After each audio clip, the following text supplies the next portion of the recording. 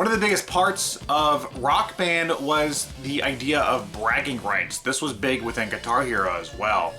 But I noticed around this time, whenever I would talk to friends or go to school, if I talked to friends that played these kind of games or just people that I met, they would often brag about their scores, which is not something I ever hear people bragging about a score in a video game anymore.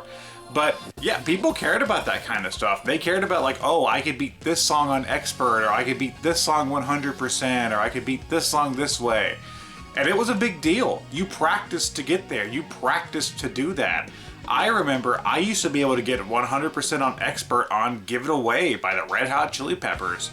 And I was really proud of that.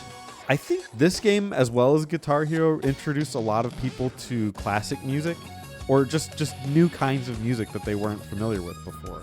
I know me personally, I learned a lot more about classic music that I hadn't known about. I was still kind of understanding modern music, but the classic music really stood out, and there's a lot of things like Queen that stuck out to me, that one specifically. But there was a lot of songs out there that said, oh, I kind of knew about these bands, but I didn't know about the music so much.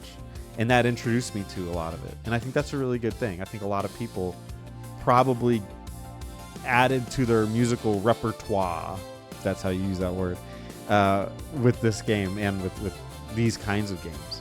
And of course, with 4 players being in Rock Band, that means more plastic crap that you had in your house. Rock Band made us buy so much plastic, excessive peripherals. I mean, 2 guitars, a drum, and a mic. That's just for the game, like for just the base game. I think later iterations brought in a keyboard, and then of course sequels had guitars and their special edition guitars.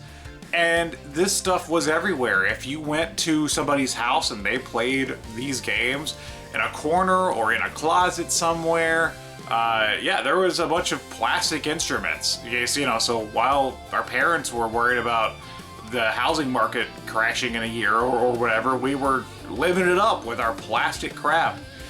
And now if you go to a lot of like retro game stores, since a lot of those instruments needed like dongles, like USB dongles to work, if you go to a lot of retro game stores, you can just find the plastic guitars with no dongles, making them effectively useless. And yeah, they're just clogging up these stores now, which is kind of funny.